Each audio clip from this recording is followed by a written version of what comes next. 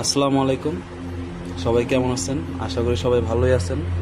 এটা আমাদের দ্বিতীয় এপিসোড, আর এখানে আপনাদেরকে কাহিনী শোনাবে মোহাম্মদ রোকন হোসেন। আমরা শর্টকাটে তাকে রুকু ভাই বলেই জানি। সে এখানে অনেক ফেমাস, পরিচিত। সে এখন আপনাদের কাহিনী বলবে।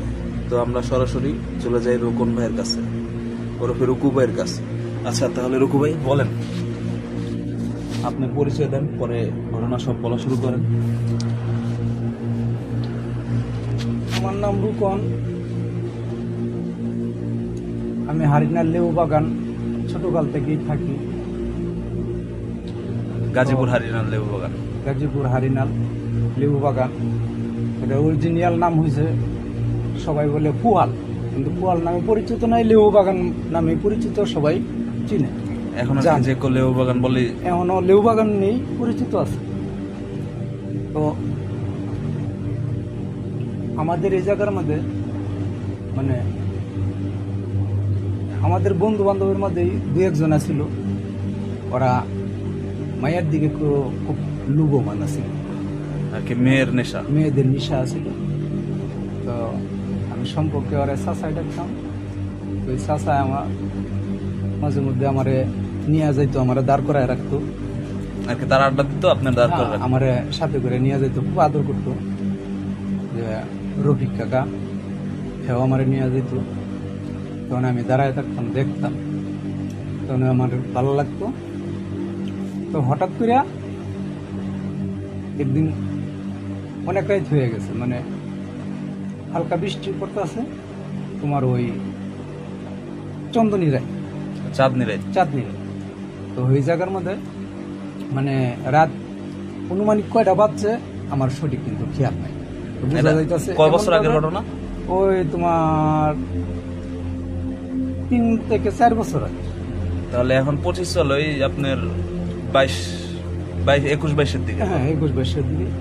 তো ওই টাইমের মধ্যে হঠাৎ আড্ডা চাড্ডা দিতে দিতে এমন করতে করতে মানে আমি একা বেড়ে গেছি, সবাই বন্ধু বান্ধব চলে গেছে।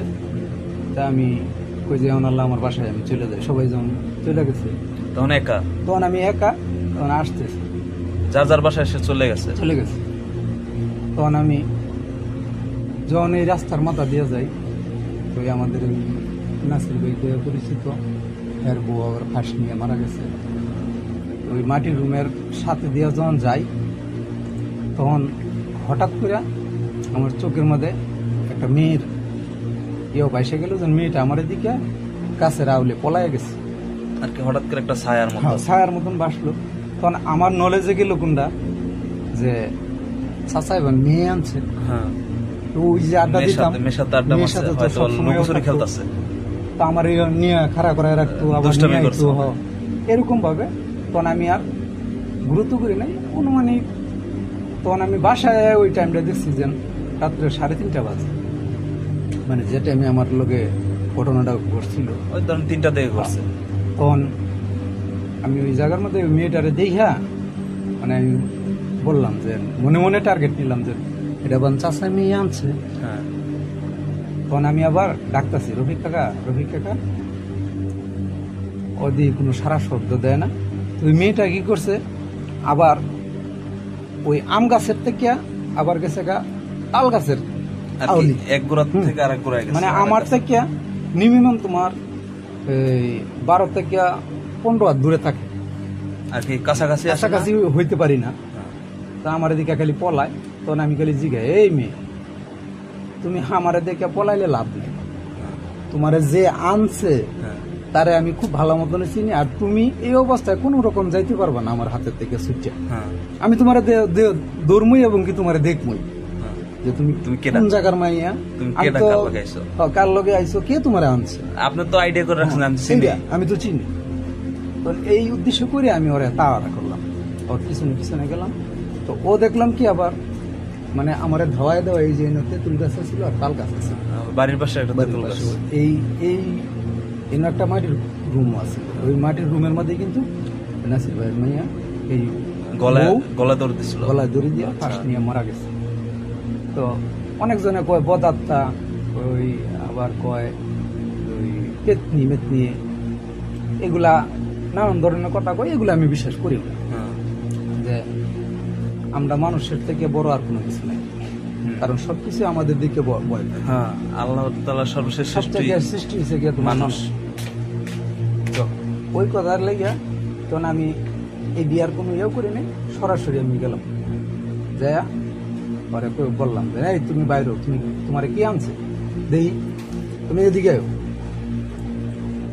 তো যতই আমি মানে কাছের দিকে যাই ততই ও খালি পলায়। হুম, পরনের মধ্যে একটা তোমার লাল একটা সেলুয়ার কামিজ পরনো, মানে আবার পুঁতিগুলার মতন আয়নার মতন চিকচিক করে, মানে চাঁদনি রাতের ইয়েও তো তোমার ওইগুলা চাঁদের ইয়েটা পড়লে ঝলক মানে মারে। চলক মারে। তখন আমি কই পোশাকে আশাকে নিয়ে যেহেতু এরকম দেওয়া যায়, হ্যাঁ তো আসলে ভালো জিনিস আনছে দেখেই মনে হয় চাচা আমার জানায় নাই, হ্যাঁ কত গুপসি মারছে। আচ্ছা, পরে আমি কই এই তোমার কত টাকা দিয়ে আনছে, তোমার কি টাকা পয়সা দিছে? আর কি আপনি এগুলা অন্য কইতাছি আর টাইপের মানে- ইয়া ভাবছেন? হ্যাঁ, ওইগুলা কইতাছি আর তার কাছে আমি যাইতেছি, হ্যাঁ মানে যাইতে যাইতে দিয়েছেন তাল গাছের চিপা পর্যন্ত আয়া পড়ছে। তখন আমি কইছেন আর কই যাইবা, হ্যাঁ, তাল গাছে লাশ সীমানা। এইটাই তোমার লাশ, এরপরে তো রাস্তা, হ্যাঁ তারপরে তো বাইরে এলে মানুষ লোকজনে দেখবো। এই পাশে দিয়েছে মিতু বাইরে বাসা, সাংবাদিকের বাড়ি, এই পাশে দিয়েছে আকবর মিয়ার বাড়ি, হ্যাঁ। এই পাশে দিয়েছে গিয়া তোমার ওই সিদ্দিকের বাড়ি, চারদিকে আটকানো। সব দিক দিয়ে খোলামেলা। তো জঙ্গল হয়েছে হেতুটুকু হ্যাঁ বাবু বাড়ি থেকে নামার দিকে। তখন যখনকে পিছন দেখি আর তার গিয়ে আমি গায়ে গা টাচ করলাম, টাচ করছে মতনে সে আমার দিকে তাকাইল, ঘুরার সাথে সাথে দিয়ে আমার দুটা চোখ অন্ধকার হয়ে গেল তার ফেসটা দেখে। ফেসটা কি রকমের একটু বর্ণনা দিতে পারেন? মানে বর্ণনা কি দিতাম, তোমার মনে করো যেন পাতিল কি কালো, হ্যাঁ তার চেয়েও বিচ্ছি মুখ, তারপরে তো মনে করো যে মুখ হয়েছে বিশাল নাম্বার চাইছে, লম্বা মতো। যেমন ওই বুড়ার মুখ যেরকম নাম্বার, হ্যাঁ হ্যাঁ হ্যাঁ, সেম এরকমই নাম্বার কিন্তু আরো চিকন, শিয়ালের মুখের মতো। কিন্তু কালো মিসমিসা। কিন্তু ওর একটা জিনিসই দেখলাম, ওর বুকের মধ্যে চোখ, বুকের মধ্যে চোখ। চোখগুলো হয়েছে তার বুকে। তখন দেই হ্যাঁ, আমি আর কোনো ইয়েও করলাম না, যখন ও আমার কোনো হা না কোনো কিচ্ছু করলো না, আমি খালি ধাপ করে পড়ে গেলাম, বেহুশ হয়ে গেছে। অজ্ঞান হয়ে গেল। অজ্ঞান হয়ে গেছি পরে তো তোমার কিছুক্ষণ পরে যখন বৃষ্টি দিয়ে পড়তেছে হালকা হালকা, নাক চার মুখে মিনিট পড়ছে, নাই, নাক মুখে পড়ছে পড়ছে, তখন কি আমার কিছুটা হুশ হয়েছে। হুশে পানি পড়ে, দেখি যেন আমার আশেপাশে কিচ্ছু নেই, কেউ নাই। কেউ নেই।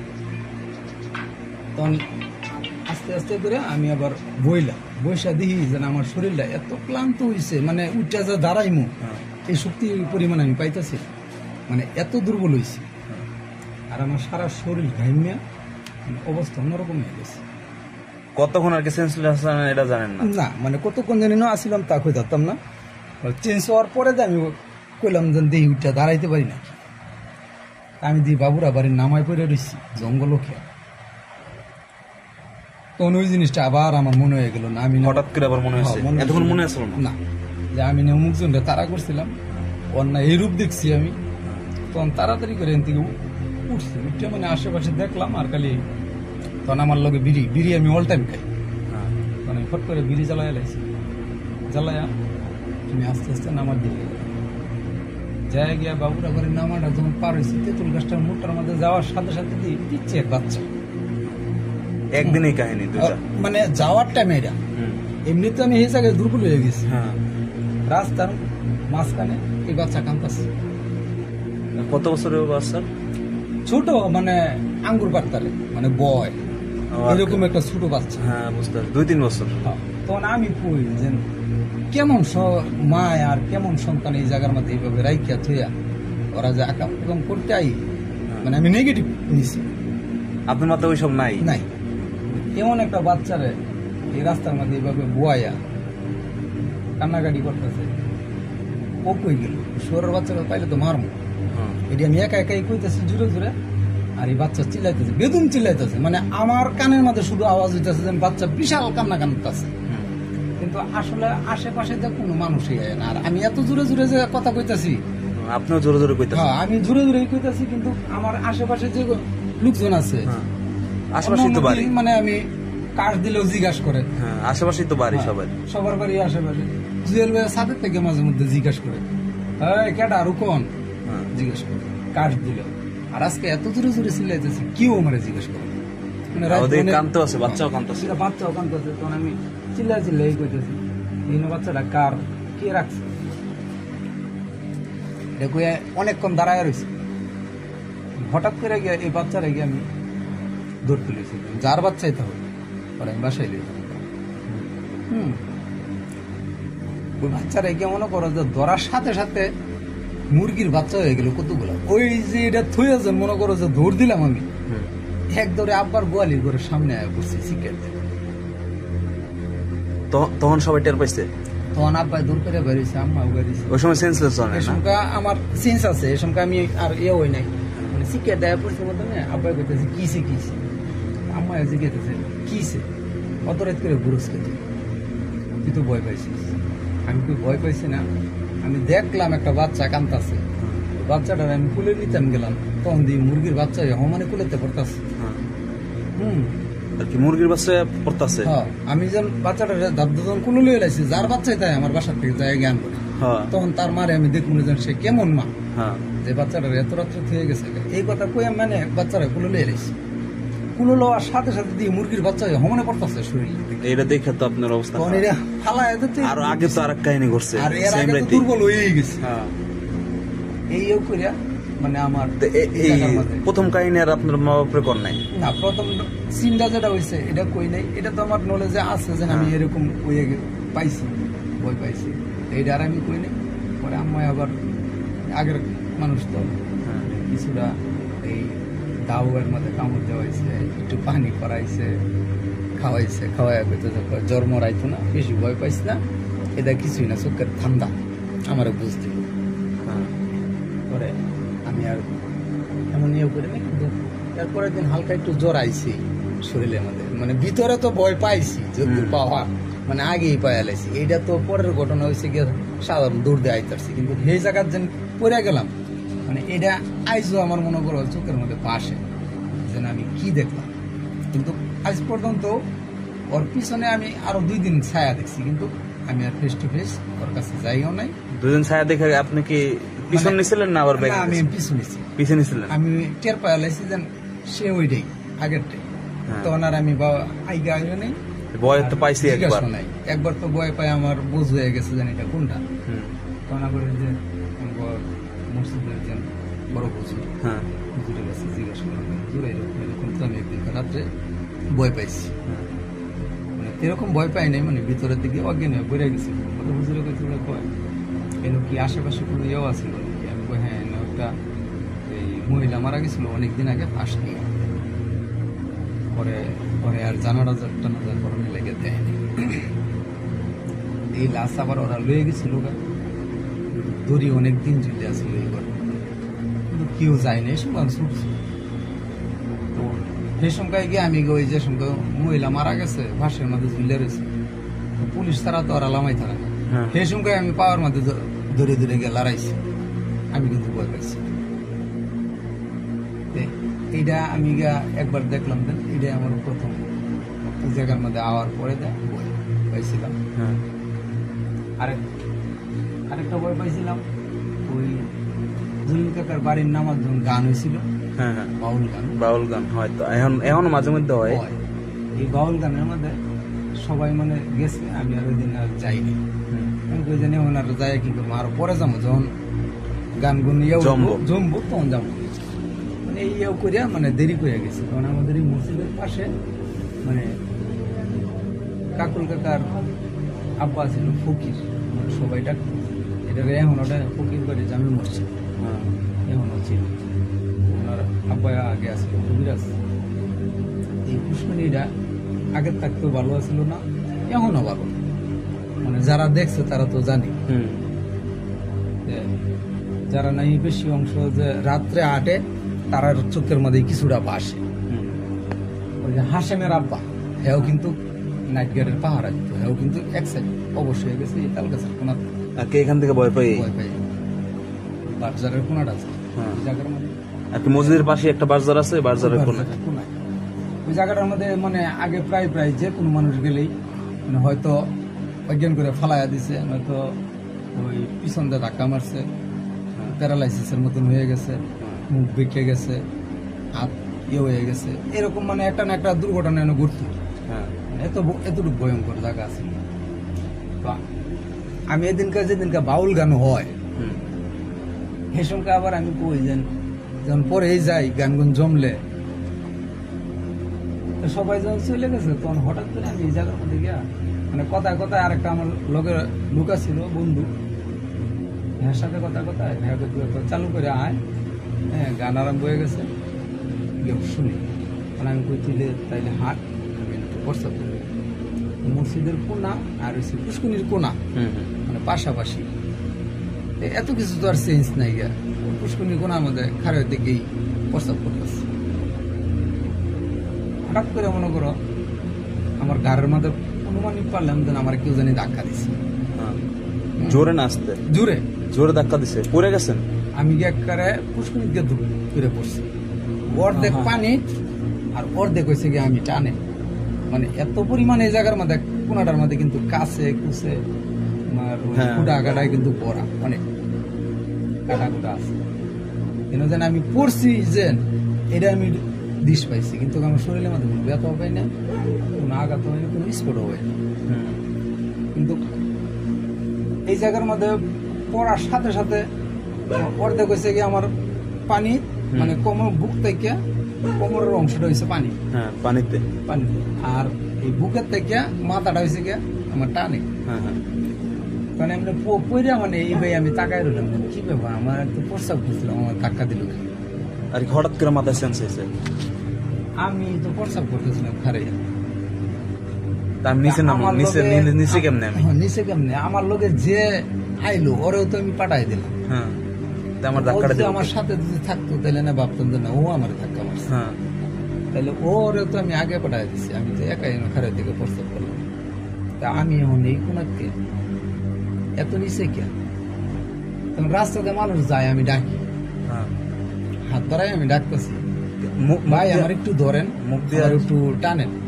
মানে আমার টাইম লাগতেছে, আমি যেন ডাকতেছি, কিন্তু ওরা গরম মতনই হাঁটতেছে, এরা কেউ শোনে না, কেউ শোনে না। তখনই আমি কই যেন পানির মধ্যে শুয়ে থাকলে তো আর লাভ নেই, মানে ধীরে ধীরে গিয়ে উড়ি, টানের দিকে উড়ি, মানুষ আমার দেখলে তো টান দিয়ে উড়াইব। তখন আমি পানির থেকে যখন আমি ঠ্যাং যখন টান দিতাম বেশি, তখন দুজন আমার দুনো ট্যাঙ্গের মধ্যে শিকল লাগে। এমন একটা অবস্থা, শিকল লাগানোর মতো পুরো, মানে শিকল আমি দেখতেছি যে এই যে আমি গরু যেগুলা যে গাড়ি ঘুরের মধ্যে যেন বাঁধেছেন, যেমন চেইন শিকল, এই শিকল আমার দুনো পাওয়ার মধ্যে দেওয়া। এটা কি আপনি দেখতেছেন না অনুভব? আমি মানে ঠ্যাং ভাসাইছি, ভাসাইয়া দেখছেন, কোমর যখন টান নিয়ে যখন উড়াইছি, উড়াইয়া যখন পাও যখন ভাসাইছি, তখন দুই ঝনঝন করতেছে, পাও এত ভারী, হঠাৎ করে মানে দুই পাও এক কোণে ইয়ে করছি, তখন এই দুইজন পাওয়ার মধ্যে আমার শিকল। তখন আমি আরো আতঙ্ক এলাম, কি ব্যাপার আমার এই শিকল লাগাইলো কে? আবার ওই পানির মধ্যস্থানে কইছে গিয়া এই শিকলের লাড়া দিলে তোমার পানির ভিতরে আর কি পুকুরের মধ্যে দিয়া ওখানে মেইন জায়গা শিকলের। তখন আমি তো আরো জোরে জোরে শিকার করতেছি, আমারে কেউ আমারে ধরেন, কেউ আমার না, কেউ শুনে না, অবার মতন মানে বাউল গান হইতেছে, অনেক মানুষ যাওয়া আওয়া করতেছে, কিন্তু আপনারা কেউ দেখেও না, আমি আরে মানে এইদিকে কেউ তাকাই আমি ডাকতাছি, ইয়ে করতেছি, যেন আমার পায়ে শিকল দিছে, আমার এনে ফালাই দিছে, আমার আপনারা ধরেন, আমার নাম অমুক, আমার নাম রূপন, আমি ওই জায়গায় থাকি, আমার একটু ইয়ে করেন, আমি উঠতে পারতাছি না, আমার শরীরের মধ্যে অনেক মানে বিভিন্ন ধরনের কথা কয়ে কয়ে ডাকতেছি না, তারা কেউ শুনে, তারা যাইতেছে। তখন আমি কতক্ষণ মানে কৌশলী করলাম যে এই শিকল কিভাবে আমি ছুড়াম, শিকল দুইটা দুজি এক টান দেয়, আমি তো দুই টান শিকল দেয়, দেন আজকে তো তেলে আমার ধরে নিব, আমার ওইটাই পাইছে। মানে আমরা বেশিরভাগ ইয়ে করতাম, কাকুর কাকার বাপে নাই এরকম করে, এলে তো ওই কাহিনীগুলো মনে পড়ছে আপনার, যে আরো মানুষের সাথে যে করছে। তখন আমি কই যে না, থাপা দেয় মাইরা লাইতো তাহলে তো ভালো আছে, ভয় দেখায় মাইরা লাইতো তাও ভালো আছে, এমনি আমার শাস্তি দিয়ে রাখবো, পানির তলে দিনে একটা টান দিয়ে হ্যাঁ। এই বয়টা আমার কাজ করতেছে, মানে আমি খুব ঠ্যাং টুং খামসায় ঘুমসায় মানে রক্ত বের করে নিয়েছি, দিয়ে খুলতে নি পারি হ্যাঁ। না, খোলার কোনো সিস্টেম নাই।